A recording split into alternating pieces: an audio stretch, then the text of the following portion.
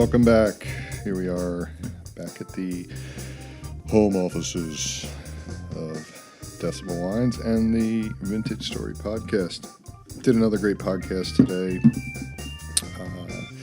that I'll talk about probably in the closing, but today's podcast is with Tony Bish, legendary Hawke's Bay winemaker, and somebody who's just, he's been in it, man. He's been doing it for a while. Started up Sacred Hill, one of the most iconic brands in New Zealand, let alone Hawke's Bay is, so many people you talk to, including, the winemaker I work with on a pretty regular basis have worked in that place and come through that place. Really, really great wines and sort of run the gamut of great Chardonnay, great Syrah, red blends, and everything. And the Tony story today is just really, really cool. Very Kiwi in its origins. Sort of came out of nothing. Him and a buddy, him not really knowing where to go, what to do, and just decided to go for it. And I think that's where you hear so many New Zealand stories come from, is let's just give it a try. And they do a good job here. So I think you're really going to enjoy that. I thought what I might do from now on, especially to some of the people that are listening overseas, is to talk about some of the wines that I've drank in the last week, or maybe even tonight, maybe even right now. I just wanted to mention I had a 2013 Cab Franc from Zaria Wines that my buddy Bryce had given me. I think he had it under a different label or something, because he may have not labeled that wine. He's sort of just started that brand, and they're awesome wines. And man, Cab Franc in Hawke's Bay, pretty awesome. A lot of potential there. Great year for it too. 13, but geez, well done, Bryce. Thanks, buddy.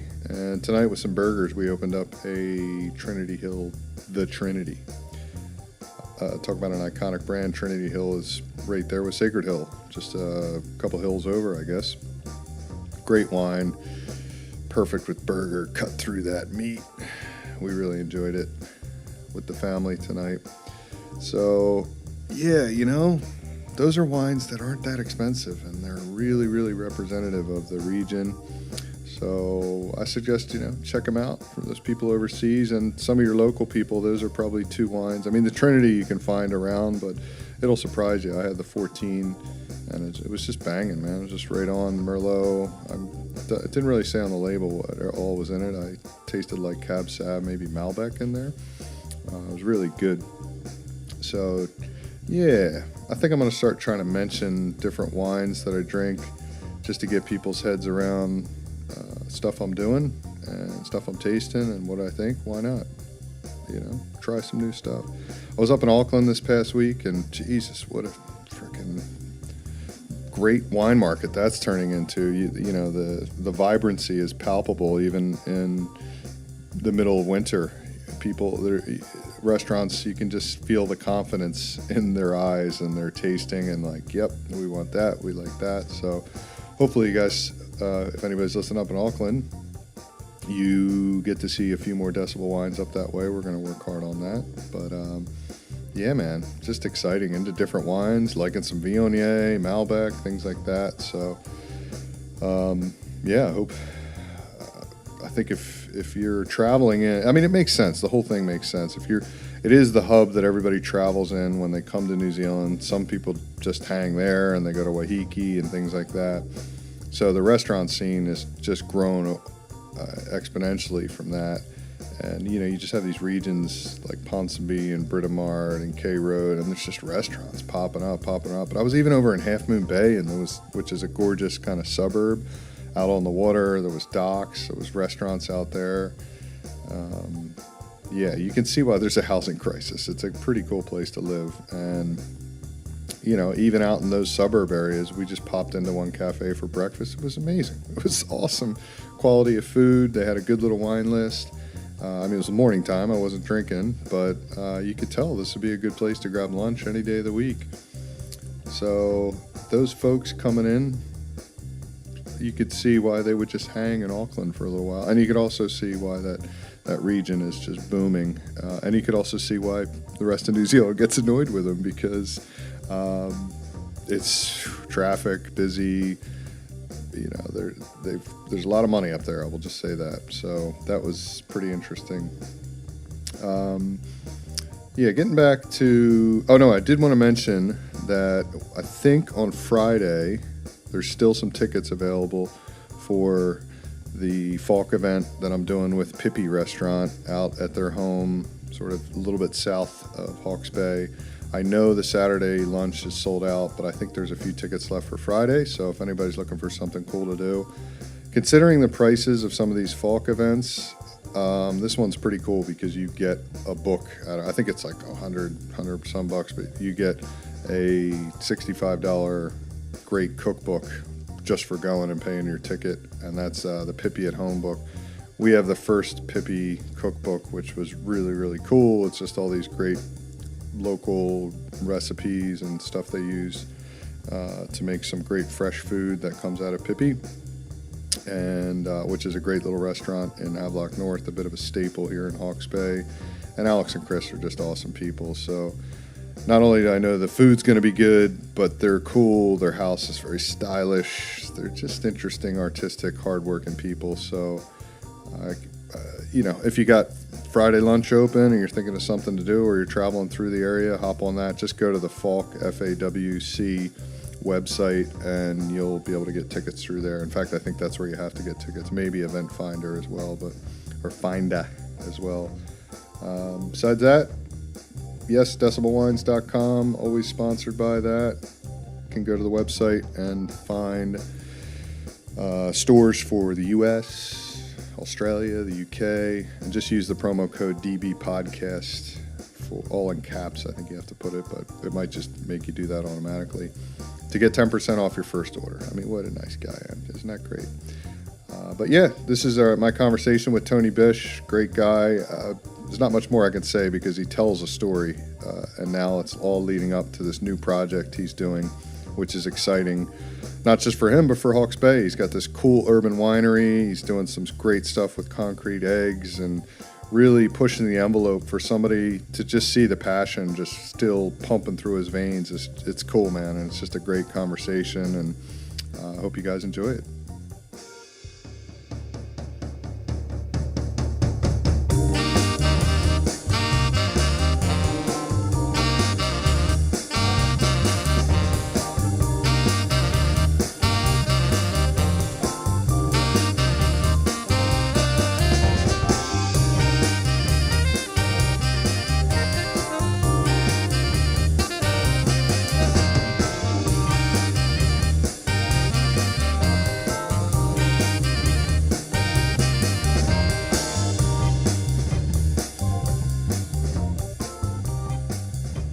Thanks for coming out. All good. Bit of commute for you. Where do you live now? You just Napier Hill. Oh, cool. Yeah. That's a good been area. An old house for a long time, yeah. Yeah, Napier's a neat place. We've thought about there, but then this opportunity came up here, and you know, it's too good to pass up. But that's probably, yeah, like I said before, I'm not sure I would live in downtown Hastings. No. But Mara loves Havelock because it seems like every house up there's got a gorgeous view and a gorgeous garden, and Yeah. you kind of feel like you're getting the Hawke's Bay experience up there. Yeah, it's like that. And we're elevated, and it's frost-free, and you know, subtropical things grow there, so the garden's amazing, and avocados and feijoas and good vegetables and things. But for us, we had 4 kids, so being close to the school was pretty handy. We walk the kids to school. And otherwise, you know, one of us would be a taxi driver, you know, pretty much full on. So we're kind of doing that now, and that's only to daycare. But yeah, I have friends with older kids who are like, I'm like, man, you guys got full-time jobs just running around. It gets pretty intense, yeah. But anyway, like I was saying earlier, kind of focusing this on Hawke's Bay a little more, and I sort of had a short list of people I wanted to talk to, and you were right at the top there. Just not only because you're a good speaker, and I've seen you random tastings and stuff over the years, but you're a well-known good winemaker. And we have some mutual buddies who I know have worked with you out in the field, like old Veronica, who's now in in Bordeaux. And just always heard good things over the years. And then obviously we see each other in the winery, but it's always been in like kind of passing. Like, yeah, exactly. Like, hey, what's up, dude? Ships in the night. Yeah. All right, cool. See you later. You stealing some more juice? Yeah, totally. And so I've always found when I sit down and do these things, there's a bunch of things that I find out about people or learn a little more about their story, and I try not to do much research other than, certainly at this stage where I'm talking to people that I'm somewhat familiar with, but I really don't know your background other than you've been we're winemaker at Sacred Hill for a long time. And where did it start for you? I know. Look, it's funny. It started really randomly for me, to be honest. I confess to being a failed uni student.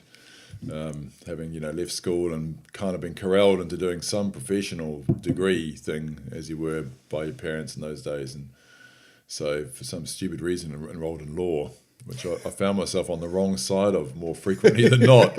So I realised after a couple of years this really wasn't a go. So I bailed out and went and lived on a beach in Gisborne with my girlfriend who was from Gisborne. And Gisborne, for those who don't know, has beautiful beaches, and just sort of hung out camping on a surf beach and chilling, and had a wonderful summer, but the money ran out, of course, and at the end of that sort of thought, I wanted to go skiing and needed to get a job, and the local guy said, well, there's two options here in Gisborne. You can either work in the freezing works or in a winery. I thought, well, option one wasn't very palatable to me.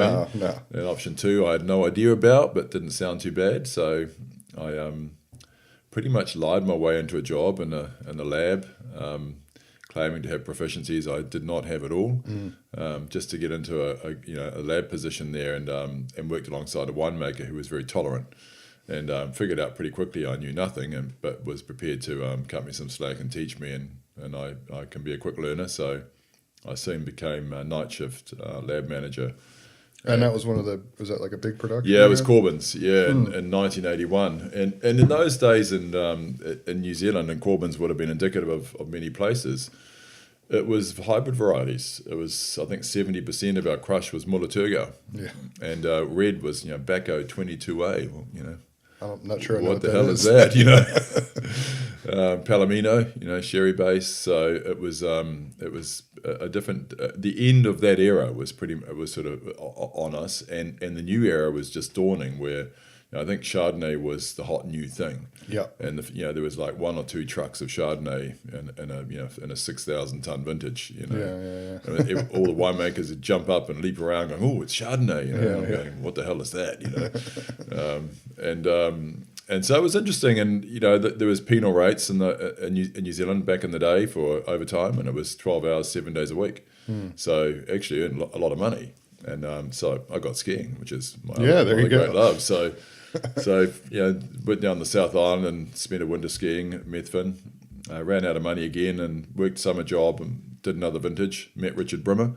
One of my closest friends today. I only just heard that recently, that I think from Jace, that he was like, oh yeah, he used to work at Sacred with it. Yeah, Vitals. This is back in the day, way before Sacred started. So in 1982 we met at Vitals, and we did 3 vintages together at Vitals, 82, 83, 84. And along that way, I kind of figured out that this was an industry that was really changing fast into premium European varietals, with clearly good potential, really pristine fruit, great flavors, and I kind of fell in love with wine accidentally, while trying to maintain my skiing habit, and so I decided that near the end of that period to enroll at university in Australia, because New Zealand had none for wine at that time. So went to Charles Sturt University and spent 6 years commuting to residential schools. So they wouldn't let you, I guess, it wasn't a time. Oh, no, I could have done full time, but... no, I mean, it wasn't like a time where you could study from here. No, you had to go over there twice a year. But for me, that was fun. It was, I moved from Hawke's Bay down to Central Otago and did a lot of pioneering down there with winemaking, and getting out of Wanaka to fly to... Sydney, and then catch a train to Wagga Wagga. Luxurious. And then go out through Melbourne, with friends in both big cities, and and check out some wine bars and a bit of culture was quite good. I did that twice a year for 6 years. Cool. And I enjoyed that process. And at res school, when you're doing correspondence, your peer group is quite different from a graduate sort of full-time perspective, because they tend to be mature age. And I think I was 24 when I started, and I was one of the younger ones. Yeah, it's better that way. It was good. They tended to be people from winemaking families or wine businesses that already been in the industry a long time and had decided to pursue qualification. So there was a level of knowledge, commitment, experience, and passion that you don't get with school leavers going to university. I don't know how. We had a few when I came to school here, and it was surprisingly a few did last. I mean, there was a couple exceptions, like Chris, who's at Atarangi now. Yeah. Like, he's a special guy. He was like growing Pinot when he was like 15 or something, But outside of that, you're like, these guys are going to drop like flies, Yeah, And exactly. Why wouldn't you? I mean, you would want to go see the world, and it's like it's almost like I had a friend who was studying to be a midwife, and she realized, like, she was like 19. She's like, what am I going to tell some 35-year-old woman how to do this? And I have no life experience myself, and it was similar in wine too. You got to go out and taste wine, and live life a little bit. Yeah. So that's sort of kind of how it all started anyway. And then, of course, once you get into wine, there's no going back. No. It's a journey that lasts your lifetime. And did you do traveling up north a bit around then? Yeah, I did. I went to Bordeaux and Burgundy and traveled all around Europe. Actually, I hitchhiked, good old days. I hitchhiked around Spain, France, Italy, Germany. I worked a year at Brown Brothers in Australia, where they made, I think, even back then in '85, 22 different varieties of wine would come in. So they were really pioneering alternate varieties, way back then. I mean, for one of the advantages of doing this and being an expat is, like, I don't have that history to know, like, brands or what people were doing back then, and without asking about it. And I you see like Brown Brothers in the supermarket and stuff, but then also I hear inklings of, like, no, those guys have some really premium stuff. They do, and they have some pioneering stuff. They're an innovative family, that very much a family business, even though they were quite a big Australian winery. But one of the brothers was viticulturist, and one was in marketing, and one was the winemaker and general manager. So it was a tight family unit. They were pioneers in trying alternate varieties. Where are they based? In Millwall, which is northeast Victoria, and they developed some cooler valley, like King Valley. They're one of the first people to sort of saying, okay, well, the hot regions are all very well, but hey, we need some flavour from some of these new varieties, so let's seek out some cooler sites, which at the time was innovative thinking. And so they developed some cool site terroirs.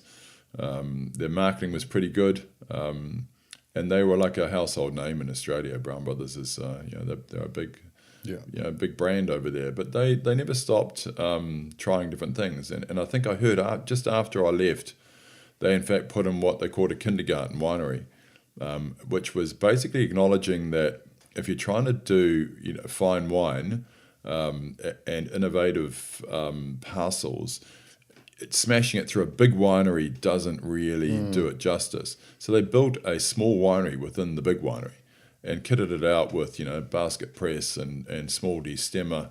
That's cool. And small pumps and inch hoses or 1.5 hoses and kind of went into that small winery mentality. Under the roof of the big cellar, which I thought at the time was that's a real commitment to pursuing quality and excellence, and for the winemakers it must have been like a dream. It's so cool to not be compromised and trying to make fine wine, with large capacity equipment. So they were good. It was a good learning experience. And then when did the Sacred Hill days sort of start? Well, that started just after that. So I ran into an old school friend, Mark Mason, at a party in Sydney, and we hadn't met since school. So I guess 6 years or something we really hadn't crossed paths at all. And he was doing the wine marketing degree at Roseworthy, and I was doing the winemaking at Charles Sturt University. And it was like, whoa, that's random that you met someone, that was actually in the same industry, because that was pretty uncommon. From another country. Yeah. We were like the weirdos. So, So I ran into Mac, and he was working at a Len Evans wine bar. And Len Evans was an icon of the Australian wine industry, a fabulous wine reviewer, writer, and personality. And he had this wine bar in Sydney. So every night Mac would come home with all of the the leftover bits out of the bottles, which wouldn't keep till the next day for glass pour. And we'd go through 10 or 12 wines every night from all over Australia, aged Semillons, Hunter River Riesling, as they used to call it, aged Syrahs, old vine stuff, Grenache, Mourvedre, fantastic wines from all over Australia. And so that actually accelerated my understanding of diversity of winemaking styles in Australia, and just fun. It was just good fun. Yeah, it sounds good times. And he kind of said, well, winemakers all like working in your clean lab coats and stuff, but you need to get your hands dirty and your feet in the mud. So would you like to come back and work in the family vineyard in Hawke's Bay? And I said, yeah, I'd love to. I loved Hawke's Bay from my time here at Vitals, and thought, well, that'll be good. So came back in summer '85 to work in the Dartmoor vineyard, which is still there today. And Matt came back and worked alongside, and typical of the day, I think we're getting $5 an hour or something. The pay was just dreadful, and we'd developed quite an expensive taste in wine by this stage, so it wasn't really adding up. Said to Mac after about 3 months, mate, I can't even afford to drink beer, let alone any good wine anymore. So, what are we going to do? So we cooked up this plan to buy some grapes, and we must have been pretty much one of the first virtual winemaking entities in New Zealand, I think. So we bought grapes off Mary Road, which has now become Gimlet Gravels, Sauvignon Blanc. Of course, that's where you were growing the Gimlet We drove Gravels. the truck to Auckland, to Cooper's Creek Winery, and tipped our precious load of grapes into their receival bin. And Mark had been through Rosewood at the same time as Mike Brankovich from Kumia River. And so Michael kindly agreed to do some barrel ferment for us. So some was tank ferment and some was barrel ferment, and we made a classic sort of New Zealand take on Robert Mondavi's Fumé Blanc. Yeah, sure. Which was a big wine. Because he had a relationship with Mondavi by then already, didn't he? Yeah, Kumia River did. Yeah. Brankovich is one of the first people I ever read about. That's from right. New Zealand, and almost tied into some California stuff too. Yes, it did. And we could see that we could have a crack at a barrel fermented style of Sauvignon. This is really before Marlborough took off or became what it is today. Certainly it was very early days down there. So we made this one parcel, I think 350 dozen of Fumé Blanc, and created a brand name out of our nearest pub and village, Pukitapu, which means sacred hill. The Puki is hill and Tapu sacred. And that's classic Kiwi one horse town, one shop, one pub, one fuel station, and one church. And it's got the feel. I drive through there quite a bit. It's the same. It's the same. And what's so cool about that is it's still like on a Saturday or Sunday, like, you get all the people passing through and hanging out and grabbing a beer and having a chat. It's a brilliant atmosphere. Yeah, that was our local. So that was the launch of it really, and we thanks to the Cooper's Creek guys and Mike Brankovich, the wine was actually particularly good. We don't take much credit for that, but it happened. And when we went to market it, we met a couple of distributors, and I think the second guy we talked to, he pretty much rocked him on his chair, and he said, "That's the best Sauvignon Blanc I've ever tasted from New Zealand. And how much have you got?" And I said, 300 cases. We'll probably drink 50. He said he'd take the lot, and we gave each other a nudge and a wink and upped our price. And he accepted, and we got, I think, $12 something a bottle for it, which back in those days was unheard of. That's good right now. It's like probably more than most people are getting now, Sauvignon Blanc. So it was phenomenal, and so we left that meeting on a real high and went to a famous restaurant called the VBG in Parnell and proceeded to drink the profits immediately, and we acquaint ourselves with good French champagne. Yes, finally. So that was the start of Sacred Hill, and then the next year, Mark's brother David came back from his diving in the Persian Gulf where he'd been working, and he joined the business. And David has a very good business sense, and he is managing director today of a much larger company. So it was very humble beginnings, and we all flattered together in an old cottage up there, and chased our passion for wine every night. Yeah, no, it's one of those good, interesting Hawke's Bay stories of brands that it seems like everyone has that different wave of when things were changing in Hawke's Bay. Yeah. And you mentioned Vital earlier. Everybody I talked to, I've worked in there. I've worked in that cellar. It's like most winemakers have worked there. Yeah, and exactly. You got to go do your vintage there. You might be weird and go work at Esk instead or something. That's right. One of those you're gonna do, and it's pretty cool to. Yeah, and that's part of what I'm trying to gather is a little bit of that history of kind of how we got to this point as well. And so that's cool. And now, which is actually really, I mean, that's all well and good and great, and you're obviously, and how we met and all that. But one of the more interesting things is now you're taking a bit of a leap and doing this new project, which is exciting, man. It's really cool. It is exciting, and I'm still at Sacred Hill, part-time consulting, but the business there has got to a stage where. It's large. There's a lot of volume growth in Marlborough. The fine wine stuff in Hawke's Bay has gone really well for us.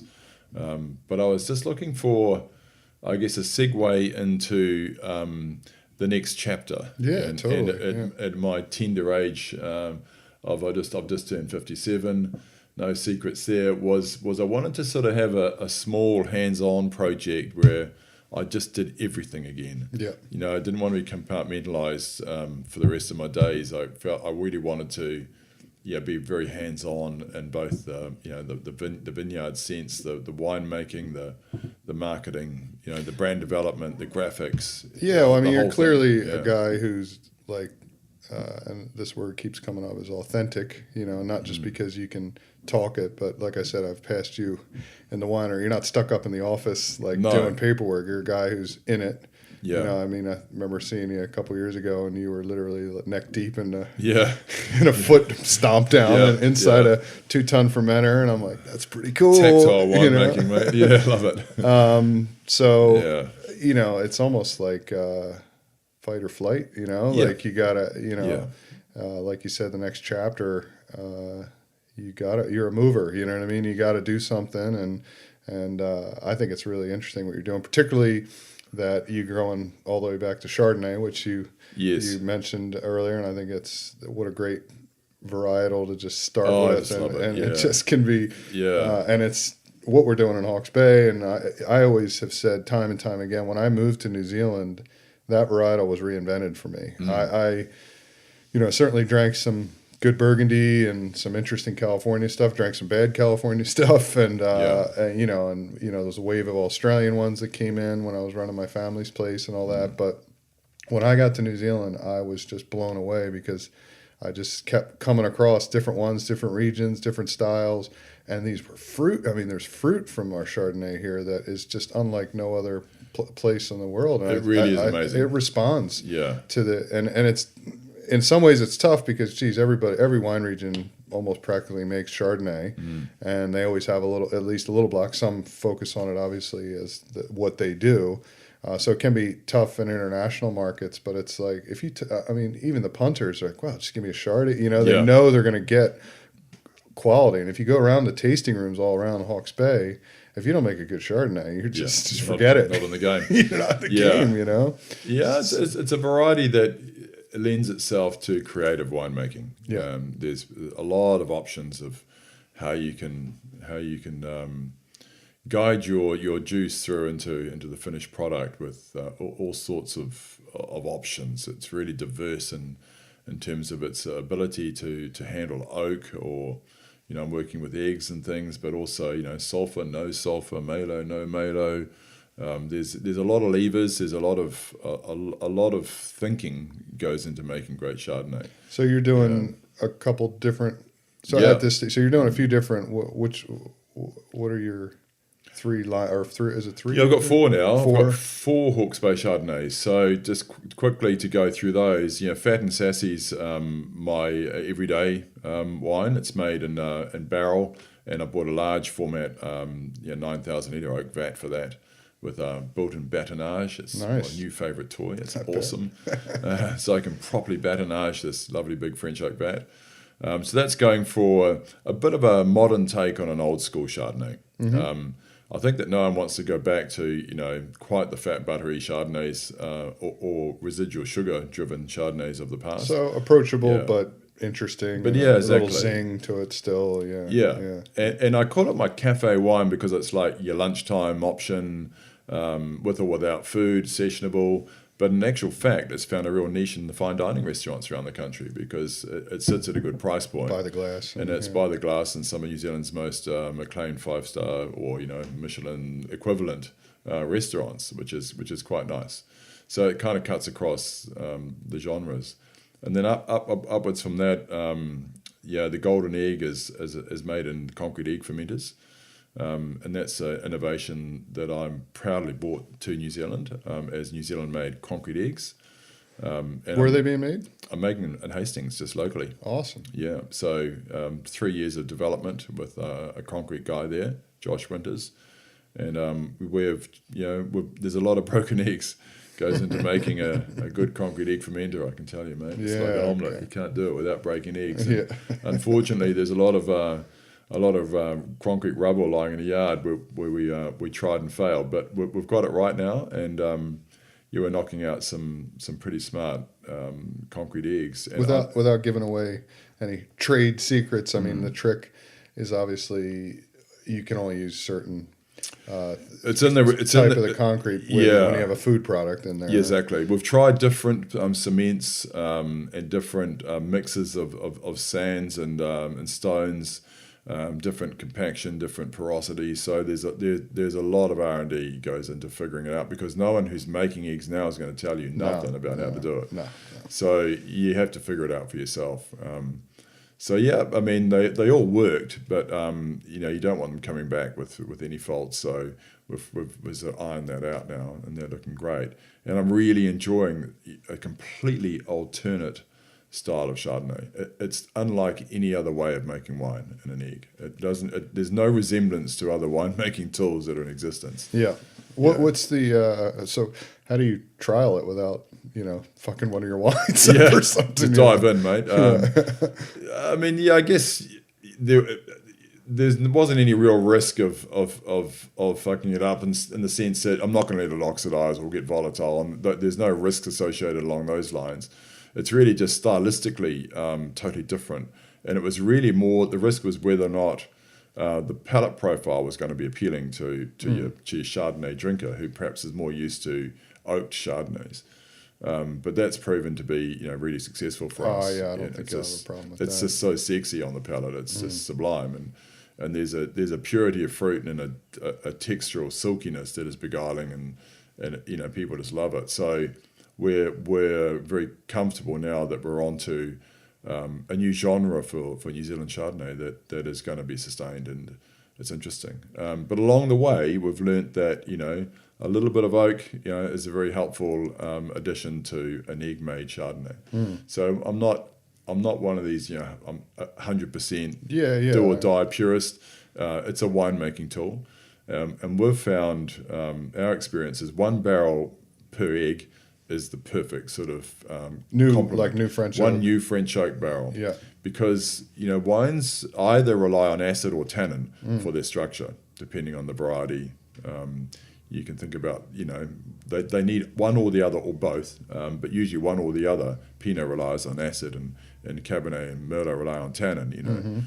So you need something, and with Chardonnay, without oak. And with the soft textural yeast-derived creaminess of the palate, it could be a blob if you didn't, manage it well. So we found that addition of it's a subliminal amount of oak. Like I can't separate it out when I'm smelling and tasting the wine. You can't actually pick the oak. But what it does do is it gives a little bit of tannin structure to the wine. So it draws out the length, and then the acidity rides on the back of that. So you get a longer tail on the wine and a slightly more lifted aromatic. Totally, yeah. Yeah. So it's very subtle, but it's a better blend with that little bit of oak contribution, which ends up, I think, if you do the ratios, it's about 12% of the wine has been in barrel. It's quite low. Just going through my head thinking, well, if this podcast venture does anything for me, it should be for wine swaps. Yeah, yeah. I come unprepared. We can do that. No, we totally. It's all right. It's okay. So that's the second wine. The third wine is a new one I've just released this year, and this is it actually was born out of an idea. In some ways, it's a classic Hawke's Bay barrel fermented Chardonnay. We've called it Heartwood because I have this love affair with good quality French oak that goes back a long way. I just have immense respect and admiration for the craft, the art, the history, of oak. It's a neat story, and it's a real true story that is just so well done by the French government in terms of managing the resource and the individual craft of the coopers. So Heartwood refers to the fine oak selection we get, the heartwood of the tree. And I'm going to use that as a segue into an educational program, I guess, around what I'm going to call the tale of two terroirs. Because all winemakers bang on about their terroir. We've all heard the stories. And that's great. But if your wine has rested, in the French oak barrel or an American oak barrel for 12 months, well, you're only telling half the story. Yeah, totally. The other terroir deserves mention, and more than mention, it actually deserves proper explanation. Well, it's almost refreshing to hear you say that, because when I first started delving into making wine, and I would have people. I'm just making these little batches and bringing them back to the States, and people saying, well, like, what oak are you using? And I would just, for like the Malbec, for instance, I would just say, I'm not using any new oak. I'm just using all, because I'm so scared to death of it. I don't understand it. And I've only, and I've been doing 13 vintages all up, 10 here in New Zealand. And probably in the last 2 years, I've just started to understand like cooperages a little more. Yeah. And that's with, really trying. And really trying to understand like what each one does for each varietal, what that one does in certain years, and it's just it's so complex. It's endless, endlessly complex, and it's like you just kind of have to pick away and go with it. You do, and just hopefully pick quality, and then see if it works, and then see if you like it, and then it still could be 3-4 years before you really understand what happened. It's a patient game, but. Yeah, so New Zealand's been well serviced by the French cooperage industry. In fact, we were over-serviced, and there was just too many cooperages. There was like 2 a week calling on trying to sell us barrels, and we ended up with at Sacred Hill. We ended up with so many coopers, and yet you're only really trying a few of that cooper's barrels, tip of the iceberg in terms of what each of them potentially can offer, and it ended up being a bit of a dog's breakfast. So. At Sacred Hill, I figured out probably about 15 years ago that we were just too broad, and we were there, and thereby we were nothing in some ways. Yeah, totally. So I just rigorously started culling. So any barrel that gave me sappiness, greenness, any off characters, delete, and delete the supply. Don't come back. I became ruthless, and so I threw out pretty much all of the big names. One after another, because they sent us barrels that weren't seasoned well enough. And I figured out that was really the issue, is that when the big guys are meeting increasing global demand for oak, they shortcut the seasoning process. So when they say 2 years air dried, really? I don't get that on some of these barrels that are coming in. They're pretty sappy and planky. I'm thinking, no, that's more like 1 year or 18 months, but it ain't 2 years. And then they started sending 3-year air dried barrels. You pay more for, and they look really good, and so I figured out that the seasoning is the single most critical qualitative parameter. How they stack the staves. Are they inside? Are they under the roof? Or It is. I liken it to the ripening process of the wood versus the grape, the oak is all harvested in the same manner, in that it's off a growing tree. It's young, it's sappy, and it needs to mature, it needs to ripen, it needs to lose its aggressive tannins, and it needs to be properly seasoned. And how that's done, where it's done, and for how long are very critical to the total quality of the barrel. So I now only buy from coopers that have really, really good self-control in terms of what they release from the wood park. That if it says 3 years, it is 3 years minimum. And we get sweet, savoury characters, and an oak that I can trust. Going back to the sort of global demand thing, we have a mutual cooperage salesman that we know who made an interesting point to me that he said, I was talking about a certain barrel I wanted to use on the Pinot, and he said, and I'm not saying this is a bad thing or a good thing, he just said, with the global demand, they're getting into, in the same way winemakers have gotten into single vineyard or parcels and they're getting into these.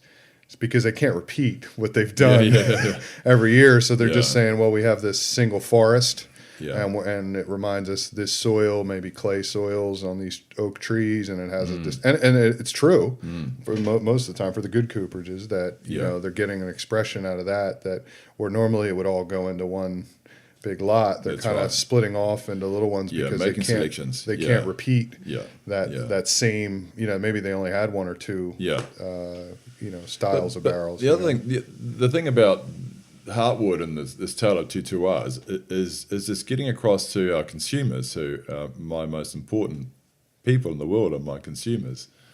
They're the ones who are going to keep me in a living. Absolutely. Is that so we're talking to now, man? It's great because it's the simple facts that make them go, wow. Like when you say the average age of a tree harvested for French oak barrels is 140 years, their jaws drop. Yeah. They go, holy shit. Go, and then they put it in a park for 3 years out in the weather before they even start making the barrel. Their jaws drop a bit more.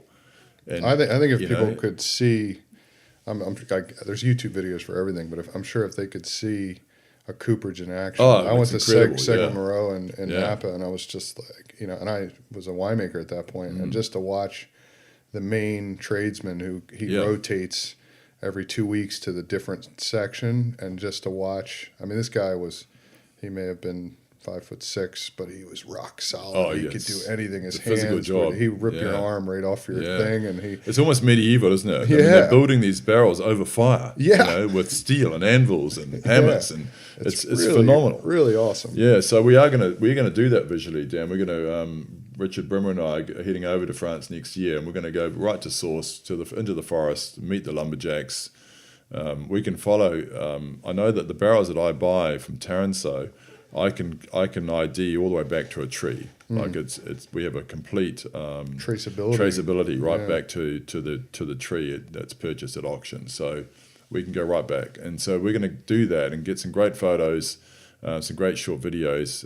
Talk to the guys that are that their life is their craft of making barrels. That's awesome. And bring that back and put it up here for people to have a look at. Because, information is key too, and you got the right guy in Richard. Yeah, Richard's an awesome photographer and an awesome connector with people. So he is. He puts people at ease. He's just a good guy. I need to talk to him again. And then when you're doing a tasting with one of your customers and your wines, we're talking premium prices by most people's budgets. It's $35, $55, $60 a bottle, and when they know and understand the history of the oak and our particular selection process around which oak we use, they get it. They get why you're charging that price for the wine. It's not just inflated, winemakers' marketing egos. It's actually genuinely, built on high quality craftsmanship from the vineyard all the way through to the cooperages, and then suddenly it all connects for them. It makes sense. It comes together in their minds as being a high quality product. That's awesome, man. Yeah, I look forward to seeing that and tasting it as well. Yeah, that's right. So that was three. That's Did you say the and fourth? Then my top one is my single vineyard wine is the Skeetfield, which is a neat old as far as New Zealand goes, I'd have to say it's a heritage block. It's old vine, dry farmed Mendoza Chardonnay. Awesome. And where do you find that? I mean, everything's irrigated in this country, it seems. Even if it didn't need to be, it seems to have irrigation on it anyway. Most of the time it doesn't. Yeah, most of the time it doesn't. So there's over-irrigation is a real issue out there. So, yeah, here's a block that was planted 26 years ago, and it's never been irrigated, and it never needed it, and it just is fantastic. The concentration. Where is that? It's just out of Fernhill on the Taipi Road. Yeah. And Sacred Hill used to source fruit from it years ago, and before the Reifman's vineyard really kicked into production. And I remember, I think it was 2005, we won 5 trophies in that year from the Skeetfield Chardonnay. We just won everything it went into. Won Australian Wine State Chardonnay of the Year, and Dennis and I had a great trip to Melbourne and partied out on that one. And then it sort of fell into different hands. And when I started my own brand, Dennis is a very close friend. We do duck shooting opening day every year, and the skeet shooting is a family tradition. And his father and his uncle were New Zealand champions. Oh, cool. Hence the vineyard name. So I said, mate, I really, really need some of that old vine Mendoza to be my premium position. So I've been winkling it bit by bit. Every year I'm getting a bit more. Nudging in. Yeah, there's another unhappy winery out there somewhere, but I'm building a heritage story around a vineyard with integrity, with history, family history, a deep connection, and exalted single vineyard status. It's justified. And a historic building too, right? Yeah. All coming together into a neat Art Deco historic building. Yeah. I ask, when is there an opening? Yeah, September. Okay, cool. Yeah, I think I'm giving myself plenty of time, I hope. Probably won't say that in August, but I think September will be open. Good. Well, you can do a soft opening. Yeah, is that the plan? No, we're having a few parties in the meantime. And then as part of that, I bought my newest winemaking tool is the wooden egg, the Taranto ovum, which is a thing of enormous beauty. It's probably the most beautiful piece of oak craftsmanship you'll ever see. It's incredible. Yeah. And so that'll be my 5th and final Chardonnay, yet to be determined in price and brand name, but it'll be positioned at a super premium price point because it's a hugely expensive piece of kit. Yeah. And we've got the Skeetfield Dry Farm Mendoza in that. With that giant oak egg will be sort of the first release. I would imagine be pretty heavily oaked. Yeah, well, no, because it's a bigger volume, so it's like a large format barrel. Sure. So no, it doesn't have the impact of the barrique wood. So, but over time, it still would have less and less. Yeah, that's right. Yeah. So. But you can always blend some barrique ferment with that if you want to. So there's plenty of options around that, but. It fermented beautifully. It's real thick, 65 mil thick oak staves. So, which is like 3 times the standard barrel. So how do you clean one of those things? You got to climb inside. Well, luckily with Chardonnay, you only have to do it once a year. Yeah. So I expect I'm going to find a hamster that's strap some brushes on it and send it in and wind it up. That's going to be interesting. We need a skinny cellar hand. Yeah, I was going to say, I've worked when I worked at Unison, I couldn't fit into their big bodies downstairs. I was like, sorry, I'm too big. Well, I think the problem with me is I probably could get into this thing, but I would never get out. So and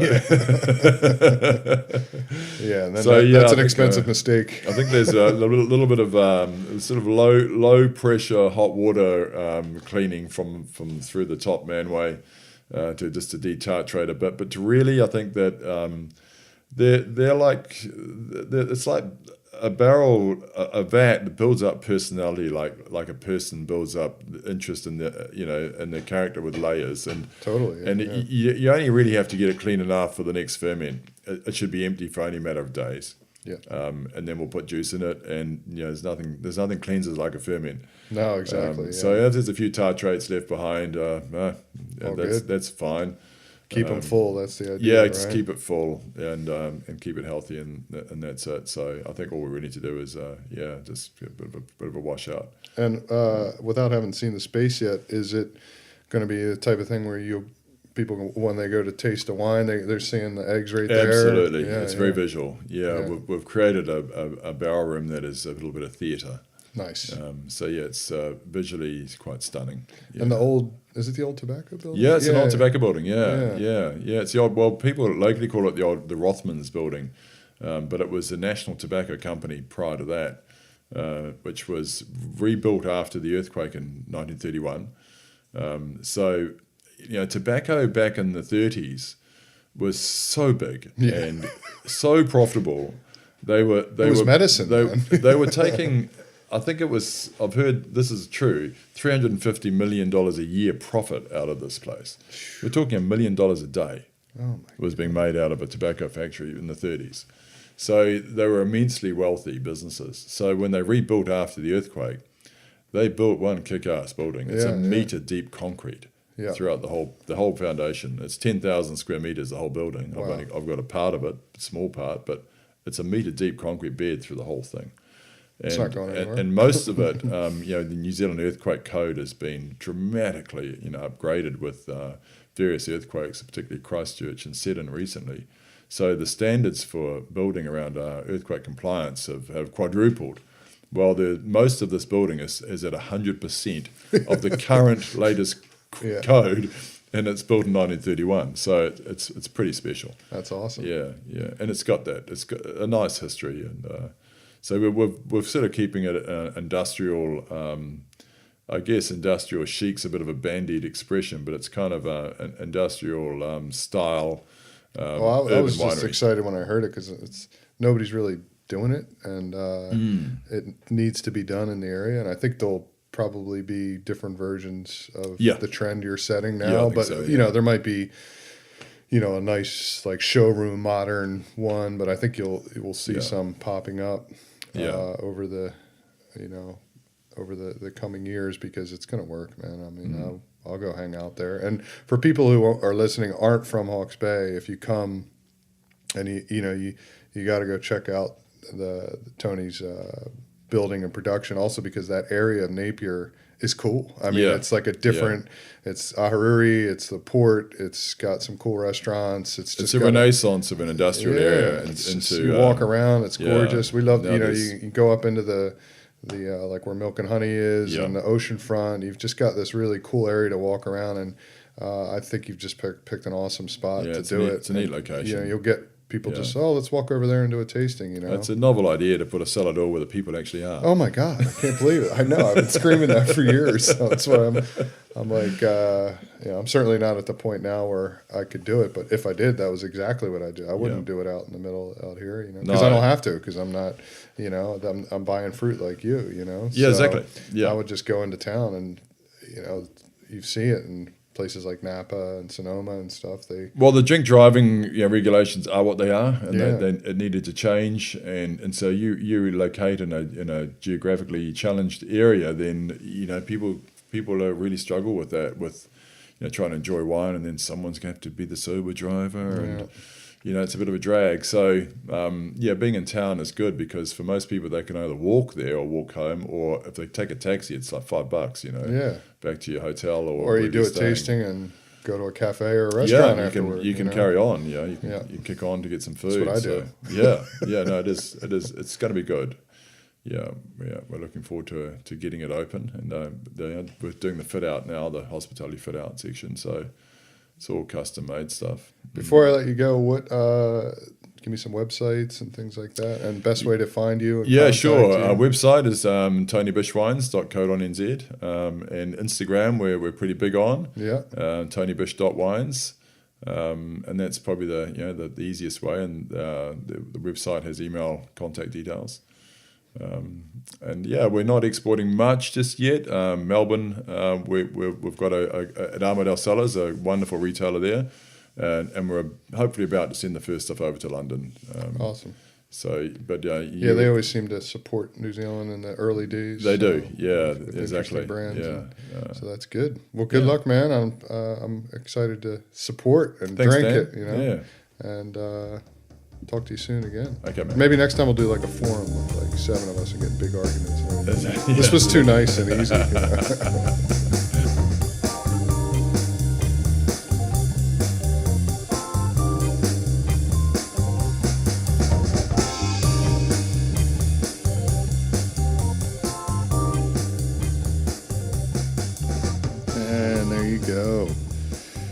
pretty cool story, huh? I like the part where he runs out of money in Gisborne and he's just surfing.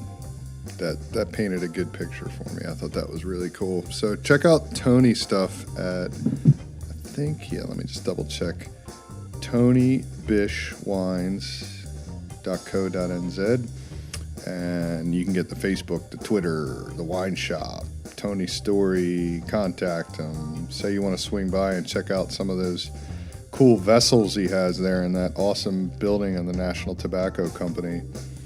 And when you stop by, say, Tony, I heard you on the podcast. Dan did a phenomenal job. No, just say,